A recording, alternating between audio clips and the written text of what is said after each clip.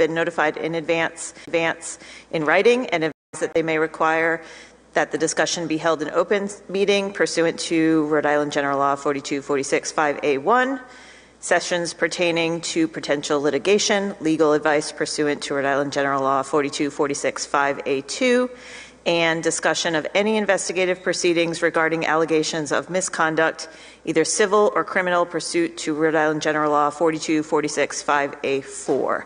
Do I have a motion to adjourn to recess to executive session? Second by motion by Ms. Lima, second by Mr. Mather. All in favor? Aye. And we will resume approximately 7 p.m. for the general meeting. Thank you.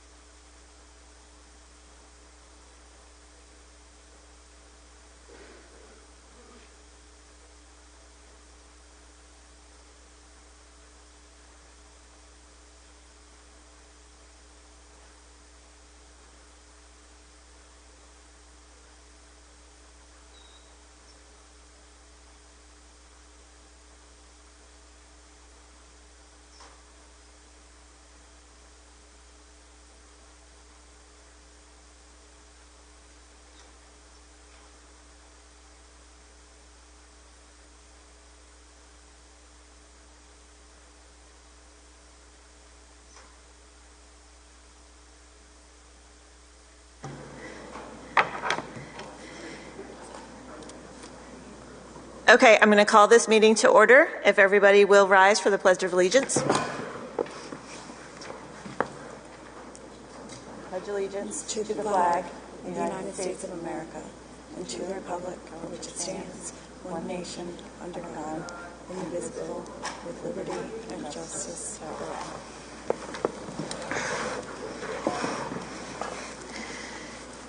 Madam Clerk, will you call the roll? Mr. Blasbach? Mrs. Hildebrand? Here. Mrs. Hoskins? Here. Mrs. Lima? Here. Mr. Mather? Here. Mrs. Schott? Brooke Thompson? Gabriel Anthony? Thank you. We'll call the calendar. Okay, Tuesday, April 12th will be our next school committee business meeting, and then a reminder, Friday, April 15th to the 22nd will be our spring break. Thank you. Thank you. Before we move to presentations and recognitions, I did want to acknowledge that Chairman Blasbach is not here with us tonight due to an illness. He regrets his absence, and he should return to our next meeting in a few weeks. So you get me tonight. So, Mr. Waterman, do you have any presentations or recognitions tonight? I do have some recognitions this evening. First, I'd like to recognize a 7th grader from Davisville Middle School who won the district spelling bee. His name is Haider Rahim. We have some acknowledgments from the high school. We have 3 finalists for the National Merit Scholarship Program: Evangeline Jung, Molly Egan, and David Burson. On Saturday, March 12th, 12 students from the high school participated in the Science and Engineering Fair. We had 3 third grant recognition winners: Emily Coleman, Tanner Mitchell, Sawyer O'Brien. We had a number of students who won the second grant recognition: Aria Carnevali, Samantha Davey, Lola Eustace, Annika Erickson, Cassidy Haskell, Sam Northrop, Alexis Robach, and Mally Sullivan. And we had one who finished as a top 10 Best in Fair finalist. In addition, he received 3 recognition awards for his jet engineering project, and the awards came from the University of Rhode Island, the Office of Naval Research, and the Yale Science and Engineering Association, and that individual was Brett Milik. Also have 2 students from Wickford Middle School that I'd like to recognize at this time: Juliana Williams and Sadie McCann. They're both the winner of the State of Rhode Island's Write Rhode Island Short Story Competition, and they were honored with citations from the governor. The Write Rhode Island is a short fiction competition for Rhode Island students presented by School 1 in Goat Hill. This year, there were over 177 entries, and the judges selected the top 2 middle school stories and the top 2 high school stories, and both of the middle school winners came from Wickford Middle School. In addition to the citation, their stories will be published. That's all I have at this time. Thank you. How about a round of applause for our students?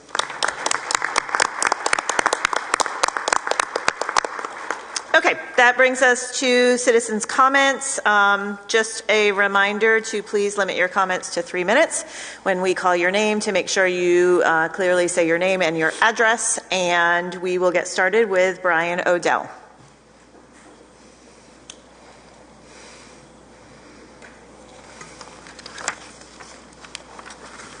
Brian Odell, 152 Salisbury Avenue.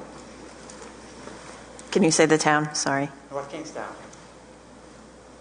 Regarding the Aaron Thomas case, in February of 2021, the school committee became aware that the allegations against Aaron Thomas were something that needed to be looked into, and you hired attorney Oliverio to conduct a Phase 1 investigation.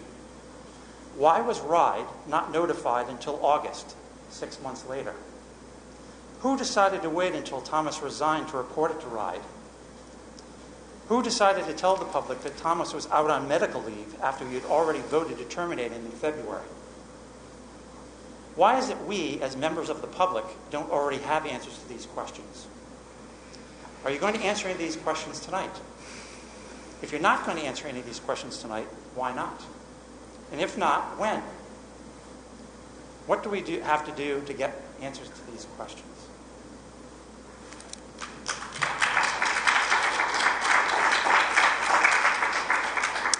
Next up is Megan Riley.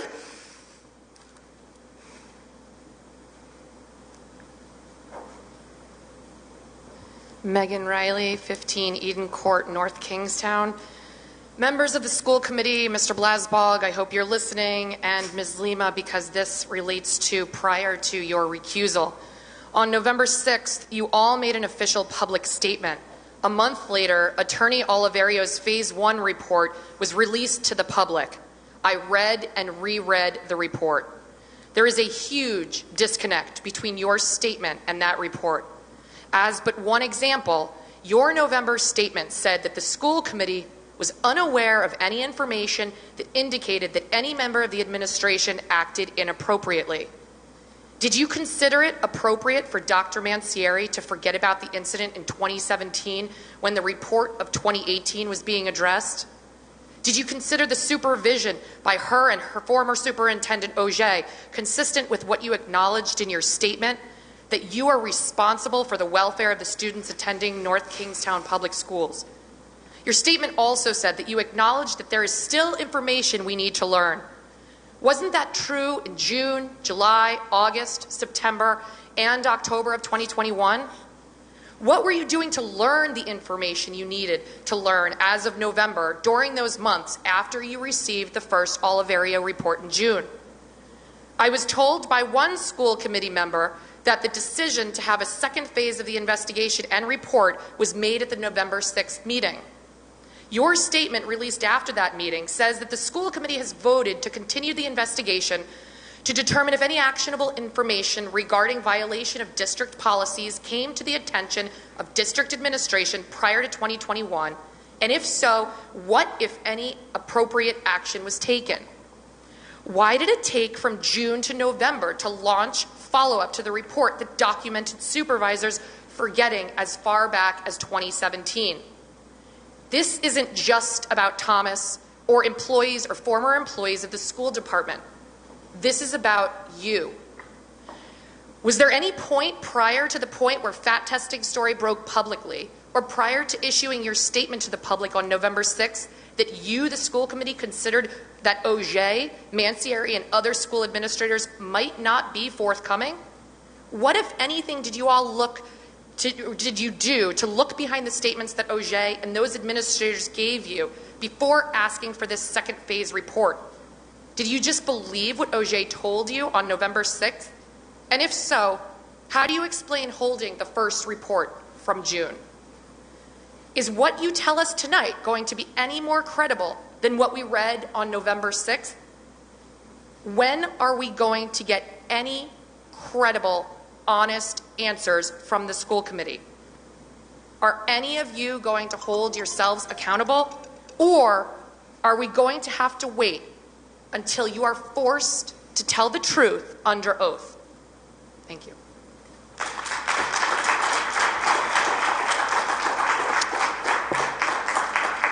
Next up is Jillian Raposa.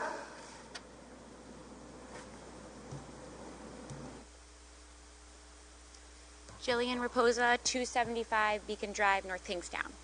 Going forward, we want honest answers to each and every one of the questions you have heard.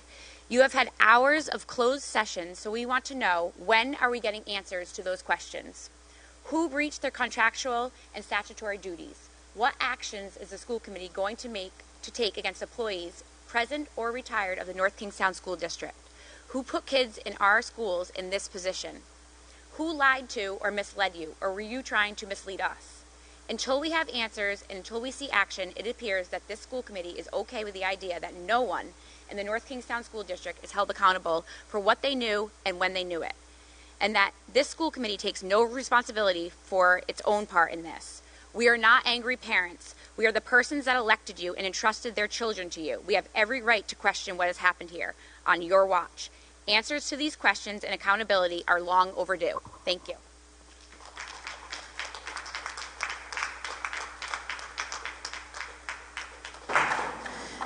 Are there any other names on that sheet that's down there? I can't tell from here.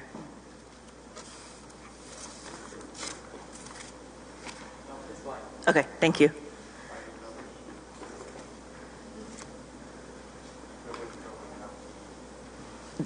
I'm sorry, no one announced what? Okay, that's our policy every school committee meeting that you need to sign yourself up.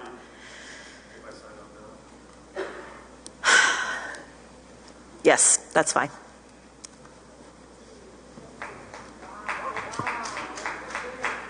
Thank you. Jim McGuinn, 412 Chimney Rock. I said this to the town council last night, and I'll say it to you tonight as well. I don't know if this is on. It's on. 4 years ago, a restaurant in this town was closed. It was closed because someone was intoxicated, and the proprietors watched them leave, watched that person fall and drop his motorcycle. They didn't call the police. They didn't try to stop him. And 5 minutes later, he was dead. Now, the police chief came to the town council and said, we need to close this because it's a danger to the community. I see the same thing here. Someone who was suspected, Mr. Oliverio's report on June 18th. Then there was a school committee executive session on the 22nd. And 2 days later, someone who was suspected of child abuse was allowed to leave. No one knew about that. 2 months later, that person showed up at an elementary middle school. And there was a call, and we've heard it, it was on the news, requesting a reference.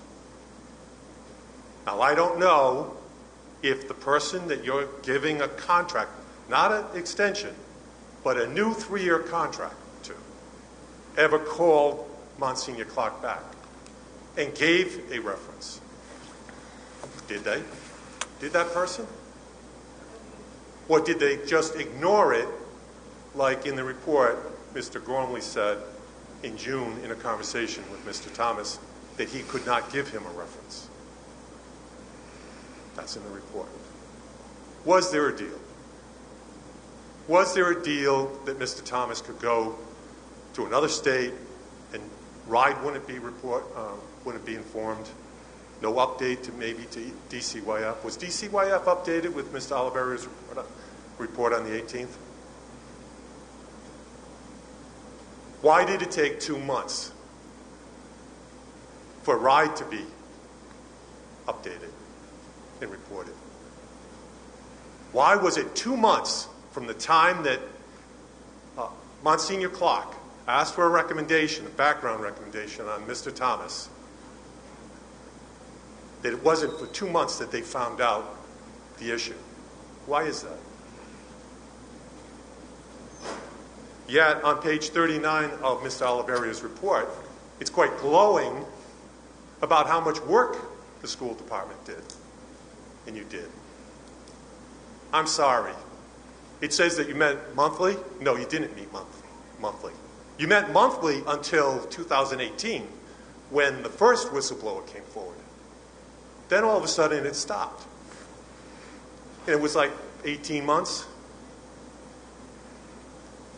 You had a policy subcommittee meeting and talking about 504.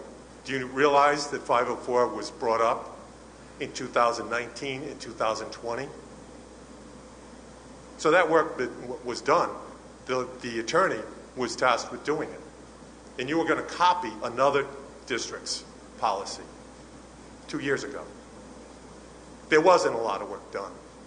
Why wasn't there any work done on Mr. Oliverio's recommendations June 18th? Nothing was done, and Mary Ann Carroll was on a school committee meeting, and I had asked, other people had asked, why isn't anything being done? She said on, I believe, January 25th, we've just begun working on it. And then mid-February, I looked at all the school committee meetings. Your meetings for the school committee, the meetings for the DEI once a month. You had 2 since June. 2 health and wellness committee meetings during COVID. But you only had 1 policy committee meeting. There was a material misrepresentation in Mr. I have to ask you to Oliverio's wrap up, report. Mr. McGuinn. There was a material misrepresentation in Mr. Oliverio's report that said you were meeting monthly and a new committee had been formed. All that work was done years ago, and you only met once. You need to be honest, and I'm telling you, you will be put under oath at some point, and you're going to have to tell someone, was there a deal? Martin Luther King said, it's not the people walking around in white sheets. It's the people who stand by and say nothing that are the problem. And you are the people who stood I have by to and ask you to said, wrap up. Thank you.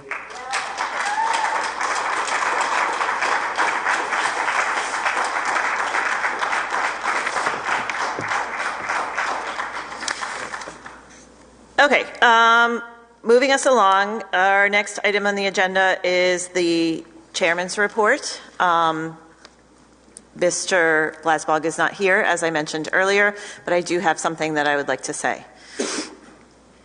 We know that many of you have ongoing questions and concerns, and we're committed to providing you the updates on the continued response to the investigative report we received last week from Attorney Matthew Oliverio, as well as the important leadership transition at our administrative level. We know this has been a uniquely challenging time for our district. In the coming days and weeks, our school committee will be discussing our next steps for a superintendent and assistant superintendent search, and we will maintain communications with our school community. We'd like to clear up some misconceptions regarding leadership and staffing changes. It's important for everyone to understand that we cannot legally fire an administrator, teacher, or almost any staff member within the school department without conducting a full evidentiary hearing if they request one, with witnesses, with attorneys, and providing the employee the opportunity to defend themselves. That process takes time. The purpose of the Oliverio report was to gather evidence to present at such a possible hearing so that we could act. We needed to be able to establish and prove facts that will stand up in court. Any such action prior to this would have been speculative, premature, and likely subject to legal action. Unfortunately, due to the timing, sometimes we do not have the ability to take all of those steps, and an employee decides to resign before we can. I want to be very clear here. There have been no deals with any of the employees who have left the district related to these reports. None. We cannot force someone to work or refuse to accept their resignation. An employee can terminate an employment contract at any time. We understand that the process is frustrating. There are procedures that must be followed. If they are not, the employee will prevail in a suit against this district, possibly get their job back, and potentially significant monetary damages as well. Also understand that you are angry. We are too, but we must follow the law. We remain committed to working together with our interim superintendent Waterman to support him and any further actions he may decide to take. We thank you for your patience in the process. We know that it's complicated and that these changes are important to our district to continue to move forward. Thank you. Does anybody else on the school committee have anything they would like to add?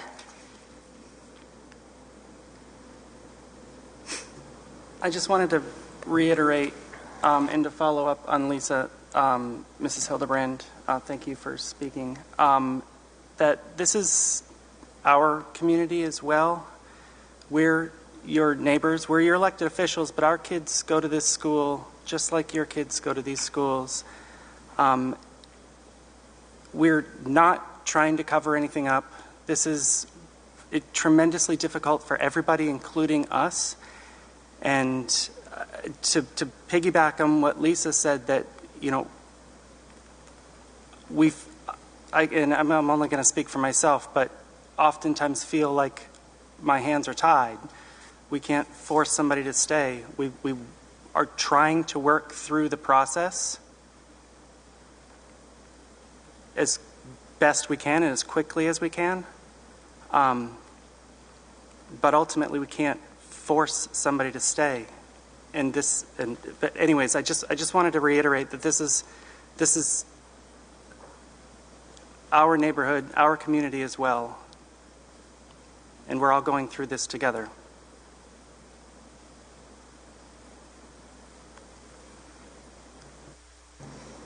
Thank you. Anybody else? No. Okay. Next up is our interim superintendent's report.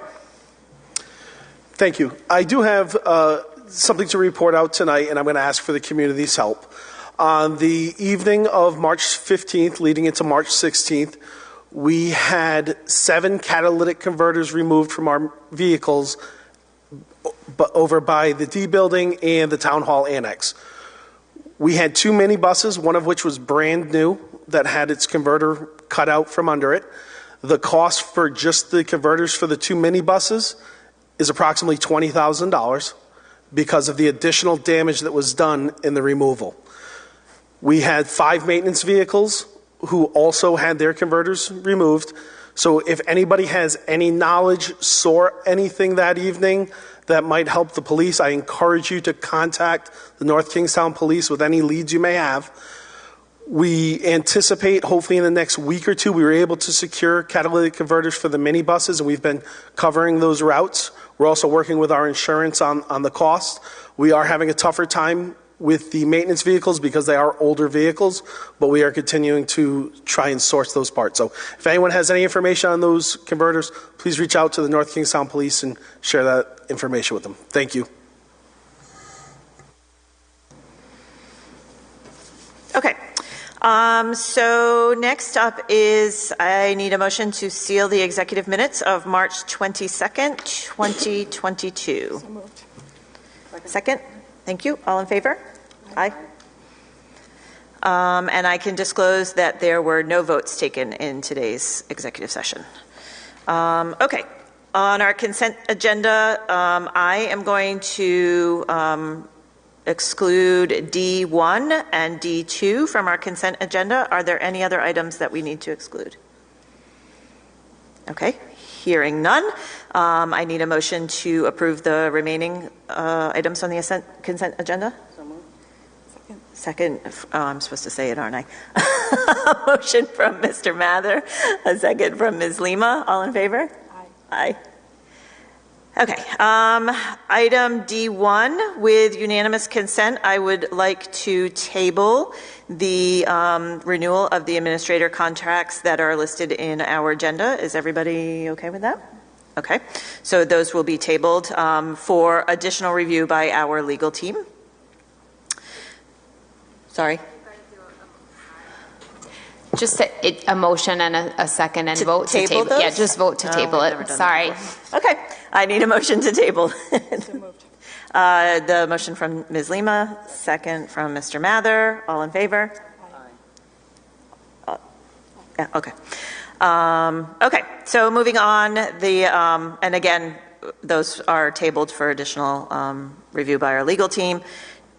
Item D2 is the approval for an additional stipend. I am going to make a motion to provide an additional stipend to Mary King of $600 a day until the end of the school year for added responsibilities to support operations of the district using savings from vacant positions. Do I have a second? Second from Ms. Lima. Any discussion? Okay, all in favor? Aye. Okay, that motion passes. Okay, unfinished business. We have item for approval of an award for school nutrition program supply chain assistance funds. Mrs. King, do you want to describe that? Yes, so RIDE was awarded several $100,000 to disperse to districts for supply chain assistance for the excessive costs that our food service programs have seen. North Kingstown is poised to receive $64,000. There are very specific rules on what that can be spent on. It's local funding for local food sources. Our manager, our food service manager, is well prepared to use those funds and to put them to good use. She needs to sign off on this by tomorrow, so this is a timely vote. But this will definitely help the program with crazy inflation. that we're seeing in food service prices, food commodity prices. Okay, so I need a motion to approve. Motion by Ms. Lima, second by Mr. Mather. Does anybody have any questions? No? Okay, hearing none. All in favor? Aye. Motion is approved. Okay, next is the school committee approval of our school committee meeting calendar. You have all seen the calendar. Do we? Okay. How about a motion to approve? Okay, motion by Mr. Lima, second. Mr. Mather. Sorry, Mr. Mather. Second. Okay, by Ms. Lima. Do we have any discussion? No, we're good. Okay. All in favor? Aye. Okay. Mrs. King, anything on the 2021-2022 school budget? No. The 2022-2023 school budget? Just a quick update for those of you I knew were not able to attend. Mr. Waterman and I did attend our yearly budget meeting with the town council. That was last Friday. It was a very quick meeting. We had a couple of questions. You do know that we have a little bit of a ways to go. There will be a public hearing on April 13th. And then about May 4th is when the town council will vote on our allocation for the FY23 budget. The town manager did submit to the town council a budget that is less than what you presented to them. The town manager presented a budget that includes a 2.5% increase over the current year's property tax allocation. Should that go through, that will require us to cut $760,000 from the budget that you presented. We are still waiting on our updated state aid numbers. The town manager did include a higher state aid number, but I have explained to him those numbers, we will know what those new proposed numbers will be shortly, because they're based on the March 1st census numbers that were just submitted by our data manager. So I expect to have those numbers in the next week or two. Maybe that will help offset how much we need to cut, but we will definitely need to be making cuts, in my prediction, should that number go through. Any questions for Mrs. King? Okay, thank you. CIP, existing bond, future bond? Also, as part of the budget cycle, even though it's not part of the general fund, the town manager submitted to the town council $500,000 in capital funding for us for next year. You asked for $1.5 million. Questions? No. Okay.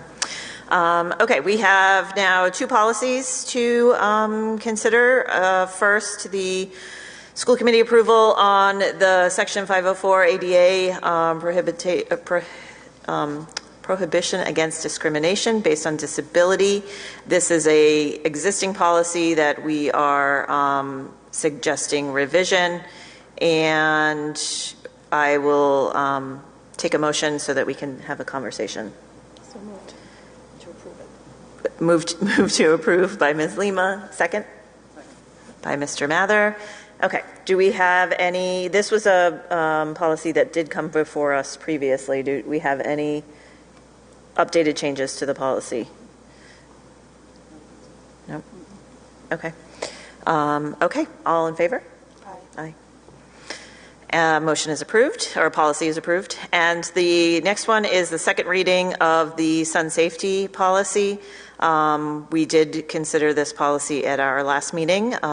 It's a new policy that is something that is being required by the Department of Education, and so I will entertain a motion to approve. Motion by Ms. Lima. Second? Actually, that was Jen. Oh, it was? Yeah. Oh, you raised your hand, sorry.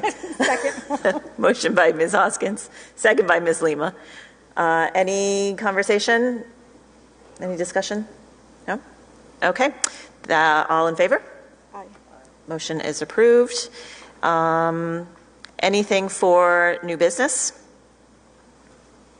And reports, there is a subcommittee report attachment to the meeting agenda.